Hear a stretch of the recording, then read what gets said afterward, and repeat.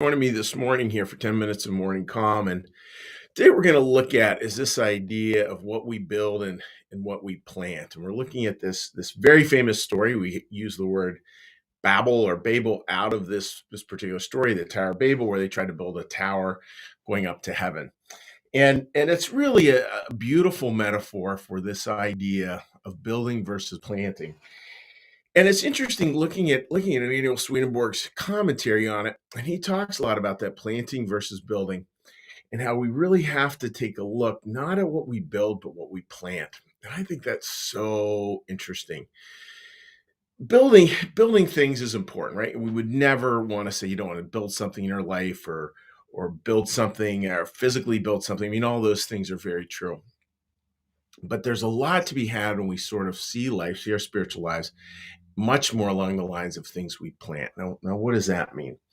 Well, there's the very famous parable of the sower, and the parable of the sower is a parable Jesus taught, and it's where he has seeds. He talks about the kingdom of heaven. It's like these planting seeds, and some goes on good ground, medium ground, bad ground, etc. It gets planted in all these different places. Sometimes those seeds take, sometimes they don't. But there's this beautiful part of that story. I used to kind of read that story and I used to think, well, that means that we're supposed to be very, very deliberate. We're supposed to plant this thing here and this thing here and not plant it over here and not plant it over there. But that's not what the story is. The story is that we just broadcast the seed. We just throw the seed out there and let the rest just take care of itself. Plow the field, leave the rest to grace, as the saying goes.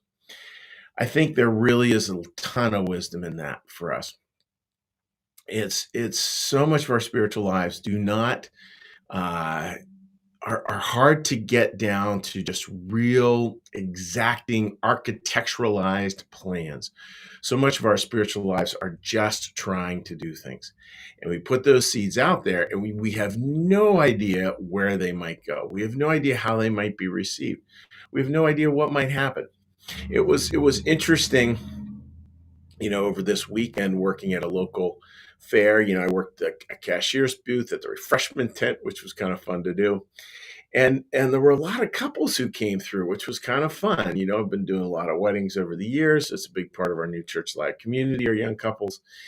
And there were 6 or 7 couples who stopped by to say hi, and many of them with kids in tow. That's really precious stuff. And the fact is, folks, is I don't know. It's just so interesting to me how we put those seeds out there, and sometimes we think what we've planted or we imagine what we've planted, but then there's something totally different out there that grows over time. And our job is just to simply plant those seeds, just to keep on planting those seeds. I think with that, it just allows there to be patience. One of the ones I was thinking about this weekend again as we started our summer Bible study with the book of Galatians was the famous line from the book Corinthians, which is love is patient, love is kind. Famous one from 1 Corinthians 13. And just that idea of love is patient. That's the first definition that Paul uses of what love is. Love is patient. I think that is very much along the planting idea. If there's one thing that planting will call on you to do, it is this: it's to be patient. Just plant the seeds because you never know what might come of it. And just simply be patient. We cannot force things to grow. We can't speed up things to grow. As the famous saying goes, you don't eat the fruit the same day you plant the tree. I think that is a much better sort of way to maybe hold the spiritual life moving forward. So the takeaway today is actually pretty simple, which is very, very basic. Just what are the little seeds you can plant? And just let go of the results, let go of what comes out the other end. Just know your job is just to plant seeds, see what happens, and just leave the rest to grace. Just that simple. Hope that makes sense, friends. And I hope you had a wonderful weekend. And what we're going to do now is we're going to shift gears. We're going to shift gears into doing our little meditation here, our little prayer, and our little blessing. So, with that, friends, what we're going to do is we're going to take a little breath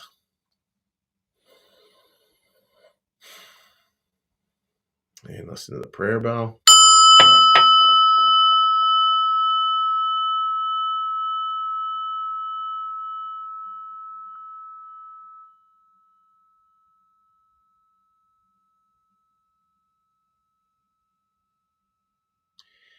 Be still and know that I am God. Be still and know that I am.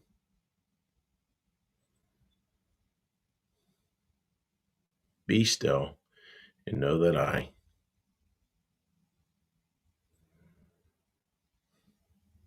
Be still and know that.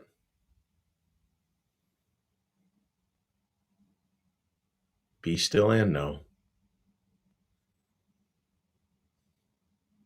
Be still and.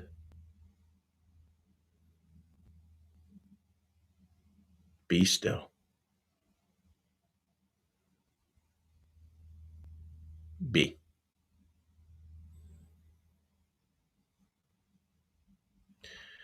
Our Father, who art in the heavens, hallowed be thy name. Thy kingdom come, thy will be done, as in heaven, so upon the earth. Give us this day our daily bread, and forgive us our debts, as we also forgive our debtors. And lead us not into temptation, but deliver us from evil. For thine is the kingdom, and the power, and the glory forever. Amen. May the Lord bless you and keep you. May the Lord make his face to shine upon you and be gracious unto you. May the Lord lift up his countenance upon you, bring you peace, and bring you home. Amen. All right, dear friends, let's give a little cheery hello to folks who are joining us online. And again, hoping all of you had a wonderful, terrific weekend. We certainly did over at our end of things. All right. Jonathan. Jonathan, good memory there, buddy. Just like you said at our wedding, sow more seeds. That is really it. That's really it. Just sow more seeds. Lynn, great to have you joining us this morning. Hope you're doing well. Mary, you are welcome. And Mary, it's always good to have you joining us. All right. And let's hop on over to this page here. All right. Linda, good morning to you. I hope you're doing well, my friend. And Kim, good morning, everyone. I always like to have the everyone in there. That's good. Jean, good morning. Another beautiful day here on the Eastern Shore. Oh, that does sound beautiful. I love the Eastern Shore. And Linda writes, I hope everyone has a wonderful day practicing patience and sowing seeds. That's not a bad way to handle a day right there. So, friends, I'm just wishing you all the very best. Take care. God bless, and we will see you tomorrow. Bye-bye.